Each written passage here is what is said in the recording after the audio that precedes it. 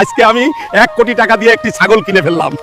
ওরে, আমার ছাগল তো অনেক অনেক সোনার কয়েন দিচ্ছে। এখন তো আমি বড় লোক হয়ে যাব।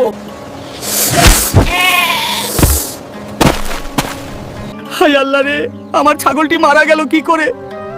বন্ধুরা, তোমরা কি কেউ দেখেছো? কত কষ্টের টাকা দিয়ে ছাগলটা কিনেছিলাম রে, কিন্তু ছাগলটা মারা গেল রে। আরে দাদুর কি হয়েছে? দাদু ওভাবে কাঁদছে কেন? ময়ূর, তুমি আমাকে দাদুর কাছে নিয়ে চলো। আরে দাদু, তোমার কি হয়েছে? তুমি এভাবে কাঁদছো কেন?